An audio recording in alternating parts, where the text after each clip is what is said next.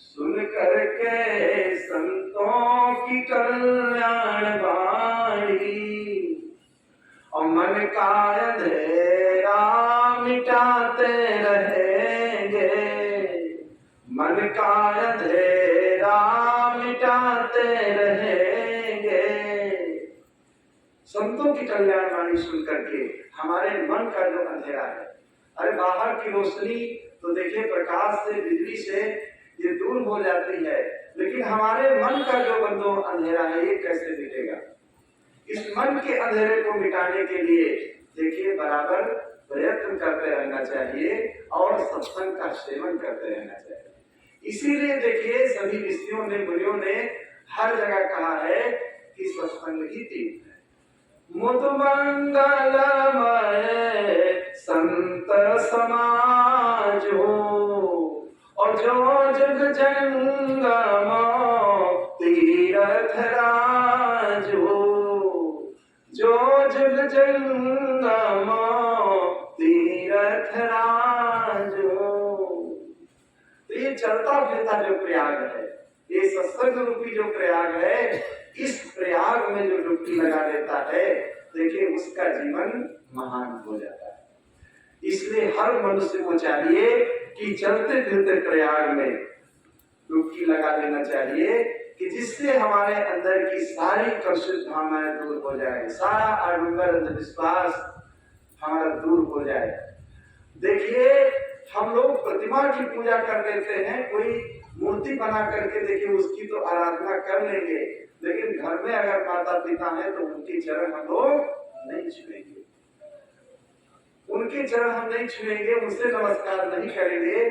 बिहार में मैंने देखा एक घर को गए थे तो स्नान करके उनकी जो धर्म पत्नी थी आरती लेकर आती थी।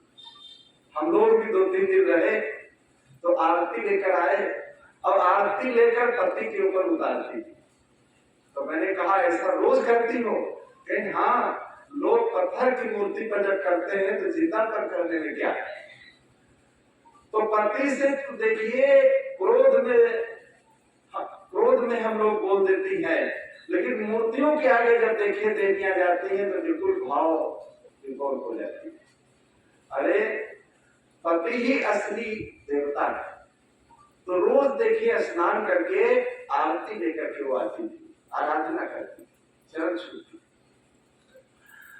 तो अधिकतर लोगों की ये भावना बनी है कि जीवित लोगों की पूजा नहीं करेंगे, जीवित लोगों से प्रेम नहीं करेंगे, मरने के बाद उनकी प्रतिमा लगाएंगे, न मालूम कितना आडंबर करेंगे, लोग ढकोसला करेंगे। देखिए उससे कुछ मिलने वाला नहीं। देखिए जीते जीते जो काम किया जाता है उससे अच्छे संस्कार भी बनते हैं और हमारा जीवन भी निर्मल और पवित्र होता है। तो बंधुओं, जीते जीते अपने जीवन में अच्छे संस्कार बना लेना चाहिए और अच्छे संस्कार बना करके अपने जीवन को देखिए आगे बढ़ाना चाहिए, क्योंकि ये बार बार जीवन मिलने वाला नहीं है। मानुष तन दुर्लभ है, बहुर न दूजी बार और पक्का फल जो गिर पड़ा बहुर न लागे डाल। मानुष जन्म नर पार के और चूके अब की घाट और जाए पड़े भव चक्र में और सहे घनेरी लाट। तो ये बार बार जीवन नहीं मिलने वाला है, बहुत मुश्किल से ये जीवन मिला हुआ है। और ऐसे रतन रूपी जीवन को अगर हम व्यर्थ में गंवा देते हैं तो आगे समय और अवसर आता है कि नहीं आता है, क्या होता है, ये कहा ही नहीं जा सकता। तो इसलिए हर व्यक्ति को अपने अंदर साहस रखना चाहिए, साहस और हिम्मत रखो और कोई भी काम करने में ऐसे भक्ति में भी नहीं लगन रखना चाहिए। मीरा की देखिए कैसी लगन थी, मीरा की इतनी लगन थी, सेवरी की इतनी लगन थी कि देखिए शादी की चर्चा जब उसने सुना तो अपना घर छोड़कर देखिए जंगल की तरफ चल देती, अपने घर को छोड़ करके जंगल की तरफ चल देती है। कितना उसके अंदर साहस था। और जंगल में जाकर के वहां साधना करती है, भजन करती है। तो साहस मान देखिए व्यक्ति हर क्षेत्र में उसको विजय मिलती है। तो बराबर ऐसे ही साहस अपने अंदर बनाए रखना चाहिए। जो साहस बनाता रहेगा अपने जीवन में, वो कठिन से कठिन काम जीवन में कर लेगा। हिमालय की एवरेस्ट चोटी पर देखिए, एक लड़की ने जाकर वहां झंडा फहरा दिया। महिलाओं को लोगों ने अबला बताया है, लेकिन कितना उसका आत्मबल था, आत्मबल कितना मजबूत था कि हिमालय की चोटी पर चढ़ती चली गई। तो ऐसे ही अपने अंदर साहस जिसके अंदर बना रहेगा, तो अपने जीवन में वो सब कुछ कर देगा।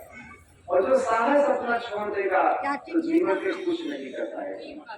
तो करत करत अभ्यास से जड़ मत को सुधार, और असरी आवत जात थे और सिर पर परत निशान। तो अगर भोजन की न व्यवस्था की जाती, फिर भी अपने अंदर कहते हैं साहस होना चाहिए, फिर भी हम सत्संग में जाएंगे। अगर नहीं कोई सामान है, फिर भी लोग रास्ते चलते चलते देखिए गंदी चीज देख लेते हैं, न मालूम कहाँ कहाँ अलग अलग चीजों में चले जाते हैं, कोई निमंत्रण वहां नहीं होता है। तो ये सब चीजें अपने जीवन के लाभ की है, ऐसा नहीं किसी ने नहीं कहा है, ये तो अपने जीवन के लाभ की चीजें हैं। और जहाँ संत दरबार होता है, वहां तो फाटक खुला ही रहता है। तो वहां पर कभी देखिए मन में ये नहीं सोचना चाहिए, अपने मन में कभी ऐसी भावना नहीं लाना चाहिए कि हमारे पास सूचना नहीं आई तो हम कैसे जाएं। जरूर जाना चाहिए। कहीं भी अगर सत्संग है तो सुन करके, अगर समय हो तो जरूर समय निकालना चाहिए। जब समय हम निकालेंगे तो जरूर हमारे जीवन में लाभ प्राप्त होगा।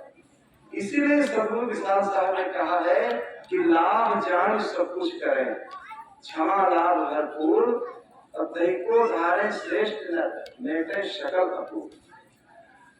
हर आदमी देखिए हर काम जो करता है तो लाभ जान करके करता है। अगर हानि उससे आती है तो देखिए वो काम नहीं करता, और जब लाभ जानता है तो देखिए दौड़ता है, कहाँ कहाँ बिजनेस व्यापार करने के लिए कहाँ कहाँ व्यक्ति चला जाता है। तो ऐसे ही सत्संग में जिनको लाभ मालूम पड़ा, ठंडी और सह करके देखते चले आए। सवेरे तो मौसम बहुत खराब था, लेकिन धीरे धीरे से चलते चलते लोग देरी से आए, और जब धूप निकली तो सब चलने लगे। तो ऐसे ही साहस अपने अंदर बना रहना चाहिए, अच्छे काम के लिए। गंदे काम के लिए जिससे कितना वो लोग साहस रखते हैं, ऐसे हम लोग भी अच्छे काम के लिए अपने अंदर साहस बनाए रखें, और ऐसे ही अपने भाव और प्रेम और श्रद्धा में कमी नहीं आने देना। भाव और प्रेम और श्रद्धा जब बराबर ऐसा हमारा बना रहेगा, तो धीरे से हमारे जीवन में अच्छी प्रेरणा भी हमें मिलती जाएगी, और हमारे जीवन का कल्याण होता जाएगा। तो सत्संग में देखिए यही लाभ मिलता है कि हम जीवन में कैसे जिए, कैसे रहें, और किस प्रकार से इस जिंदगी को हम यापन करें। अनेक पहलुओं पर देखिए कल से लेकर के सभी संत महात्माओं ने और गुरुजनों ने देखिए बहुत अच्छी अच्छी बातें और सुनाई, और विविध पहलुओं पर आपने सुना और समझा। सुनने और समझने के साथ साथ देखिए अब जीवन में इसको अपनाने की जरूरत है। जीवन में अपनाने की जरूरत है। कोई भी चीज बनाई जाए, अगर उसे खाई न जाए तो कैसे जीवन में आनंद आएगा। तो बनाने के साथ साथ देखिए जीवन में ग्रहण करने की जरूरत है, जीवन में अनुसरण करने की जरूरत है। 56 प्रकार का व्यंजन बनाया जाए, अगर खाया न जाए, खिलाया न जाए, तो व्यंजन बेकार है। इसी प्रकार कितनी भी अच्छी बात बता दी जाए, सत्संग देखिए ये मनोरंजन का साधन नहीं है बंधुओं, ये सत्संग जो है मनोरंजन का साधन है।